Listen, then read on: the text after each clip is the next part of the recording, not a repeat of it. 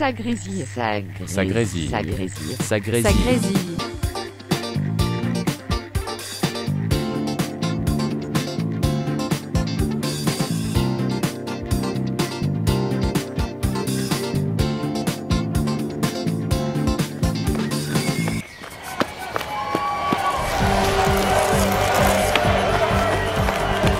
Monsieur Turette, bonjour. Merci de m'accorder un peu de votre temps.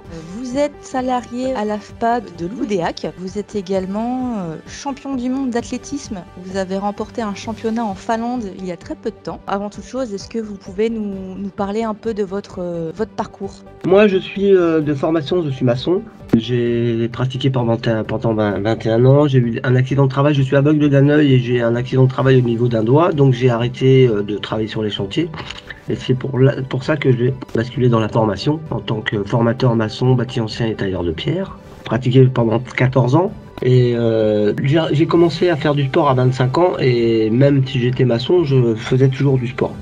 Donc voilà, j'étais plus dans la course à pied, les marathons et tout, et j'ai arrêté par rapport à l'âge parce que par rapport à l'âge qu'on a, des fois on a des soucis d'articulation et tout. Pour ça, j'en suis venu à la marche athlétique. Donc le parcours professionnel après, j'ai fait 14 ans de formateur et après j'ai basculé sur autre chose que un poste qui ne me convenait plus. Je suis maintenant chef d'équipe ouvrier d'entretien polyvalent bâtiment dans les centres, c'est-à-dire que je m'occupe de l'entretien, on va dire. Entre guillemets, je suis l'homme à tout faire du centre. Dès qu'il y a quelque chose qui fonctionne pas, on m'appelle. S'il y a une porte qui n'arrive pas à s'ouvrir, une ampoule à changer, un carreau qui est cassé, une voiture qui fonctionne pas, voilà. Concernant le sportif, j'ai fait la course à pied, des marathons, des ultramarathons. Comme je vous le disais, l'âge étant la pratique, on va dire intensive de la course à pied, fait que je ne peux plus la pratiquer parce que ça m'occasionne beaucoup de blessures. Et j'ai arrêté de courir et c'est une amie qui m'a dit tiens, t'as qu'à venir en marcher avec moi, tu vas voir, je fais de la marche athlétique et je l'ai fait un peu avec elle, je me suis entraîné et c'est de là que je me suis mis à cette pratique. Ça grésille, Ça grésille. Ça ça grésille. grésille. Avant ce championnat du monde, vous avez déjà participé au championnat d'Europe au Portugal. Au Portugal, oui. Vous pouvez m'en parler un petit peu? Le fait de participer à ces championnats internationaux, c'est grâce à mon amie là, qui m'a mis à marche athlétique. Elle avait déjà participé au championnat d'Europe il y a 2 ans avant à Malaga. Et après, elle a participé au championnat du monde à Toruń, en Pologne. Et c'est elle qui m'a dit, tiens, je vais faire les championnats d'Europe au Portugal, est-ce que ça te dirait? J'ai dit oui, mais j'étais un peu timide de me dire, je vais aller dans une compétition internationale, parce que vous savez, pour moi c'est quelque chose quoi, porter le drapeau français dans un endroit aussi bien en Europe que dans le monde, c'est quelque chose quoi. Alors je me demandais si vraiment si je le méritais de représenter notre pays, parce que moi c'est ça, hein. C'est notre sport, mais en même temps représenter la France quoi. Vous aviez un petit peu le syndrome de l'imposteur, quoi. Peut-être. C'est peut-être une timidité, je pense. Je me sentais pas, peut-être un manque de confiance. Hein. Me dire, j'arrive, moi, monsieur Turette Didier, dans un championnat d'Europe, qu'est-ce qui fait que, déjà, qu'est-ce qui me permet de me dire, j'y vais, quoi. Et peut-être j'y suis allé avec mon ami. Ce qui est bien, c'est que vous voyez, les championnats master athlétiques, ça va de 35 ans jusqu'à 100 ans. Mais c'est par tranche d'âge, hein. Et le fait est, c'est que quand vous allez là-bas, vous voyez d'autres compétitions et vous voyez toutes les tranches d'âge et c'est là qu'on voit que c'est émouvant quoi, de voir certaines personnes qui, même à 85 ans ou à 35 ans ou à 55 ans, qui s'arrachent pour leur pays, pour l'amour de leur sport aussi quoi. Et moi j'ai bien aimé les championnats d'Europe et j'ai participé à une première compétition, c'est-à-dire le 3000 mètres marche sur piste. Et là je me suis fait disqualifier. Ça allait trop vite pour moi et je me suis mis à la faute. À 2 tours de l'arrivée, alors que je bataillais pour une médaille de bronze individuelle. C'est une distance que je ne connais pas, une distance qui va très très vite. J'étais dans un faux rythme, donc j'ai voulu suivre certaines personnes. J'ai bataillé pour la 3e place, hein. Moi c'est ça que je voyais quoi. Et le fait est, c'est que la personne devant moi était peut-être un peu plus, était plus rapide, plus forte que moi, et en voulant la suivre, je me suis mis à la faute quoi. Bon, j'étais pas trop déçu, hein. J'étais déçu parce que comme je savais que je pouvais être à la 3e place et que je me suis fait disqualifier à 2 tours de l'arrivée, mais bon. Rien que le fait d'être arrivé jusque-là, c'est quand même déjà quelque chose. Enfin, je Ah pense oui, que parce c'est que- déjà une énorme fierté quand même pour vous. Vous savez, quand vous savez que vous avez, on parle pas d'individualité de personne, c'est plutôt le pays.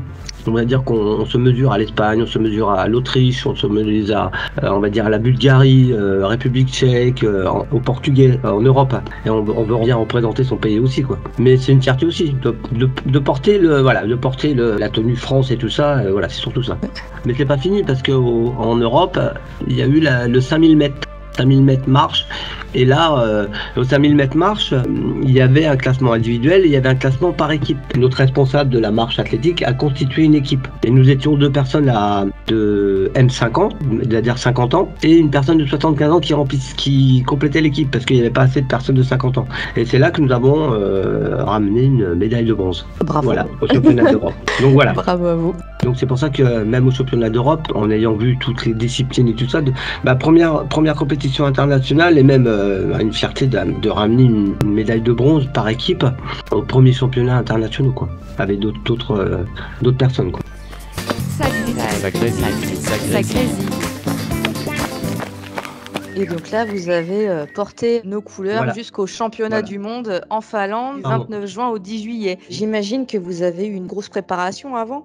C'est Peut-être plus que pour les championnats d'Europe. Pas forcément. Ce qu'il faut savoir, c'est que on a un entraîneur. Notre entraîneur nous fait un plan d'entraînement par rapport à nos objectifs. Nos objectifs sur des distances comme le 5000 mètres marche ou le 10 000 mètres marche, c'est plutôt par rapport à un temps qu'on doit faire. La préparation, elle doit pas être plus ni moins, quoi. Elle doit être à peu près équivalente à ce qu'on pourrait faire si on fait une compétition en France, quoi. Au championnat du monde, championnat d'Europe, ce que je voulais espérer, c'est de finir la course et de ne pas me faire disqualifier, quoi. Surtout ça.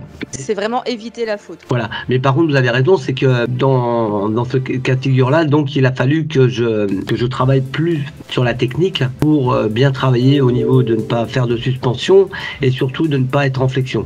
Donc c'est pas par le temps, c'était plus le travail technique que j'avais à travailler. Comment vous l'avez vécu, ce championnat du monde? Votre ressenti lorsque vous êtes arrivé, pendant et après? C'était comment vous l'avez ressenti? Je l'ai ressenti, j'étais très très bien. Déjà se retrouver à l'étranger comme ça et avec les couleurs de la France, j'arrête pas de le dire, mais c'est comment vous dire, c'est impressionnant.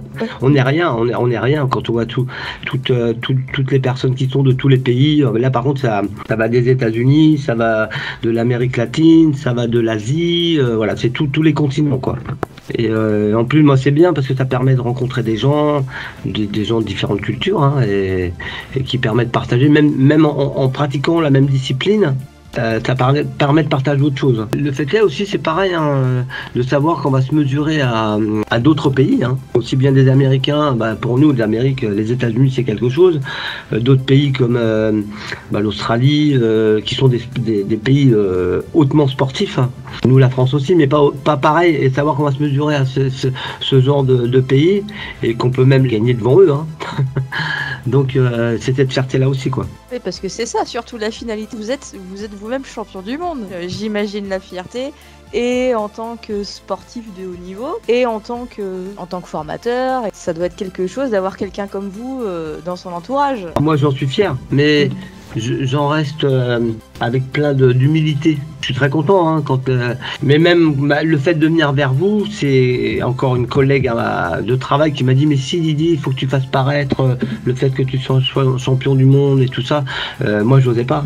J'étais content, mais je le gardais plus au fond de moi que de vouloir, alors que je pourrais peut-être le partager, mais j'ai eu un mal fou à me mettre en avant par rapport à ça.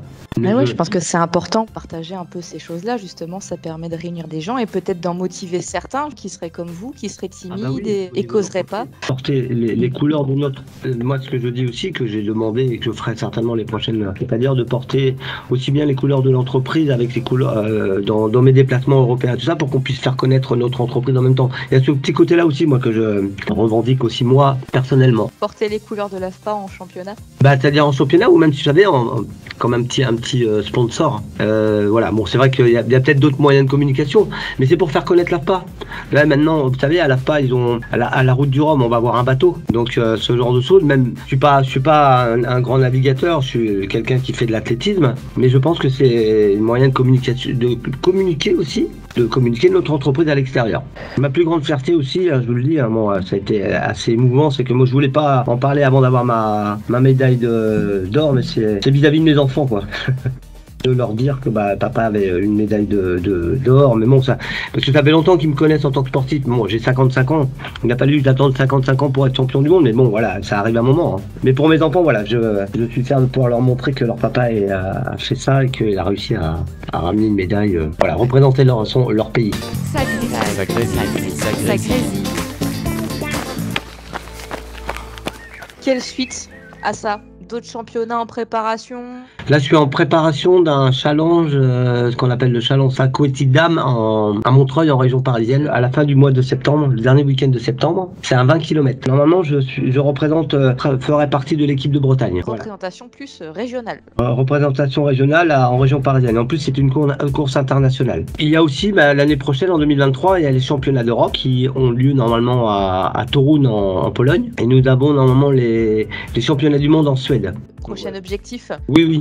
Ce qui m'embête, ma copine qui fait la marche athlétique est blessée là. On se déplaçait toujours tous les deux. Alors me déplacer tout seul, je sais pas comment, voilà. Parce que elle a déjà eu des médailles de bronze, médailles d'argent. Pour moi, c'est ma mascotte quoi. Ma mascotte, c'est une personne que je porte à un certain niveau parce qu'elle était vice-championne d'Europe et vice-championne du monde dans ses disciplines. Donc pour moi, c'est mon exemple. Et là, je serai tout seul, alors j'aurai peut-être pas de... Bon, ce sera peut-être moi, mon exemple à moi, mais de me déplacer avec quelqu'un comme ça qui a l'habitude de déplacer pour des championnats comme ça, internationaux, c'est facilitateur. Ça aide à prendre confiance aussi, peut-être. Tout à fait, voilà, oui.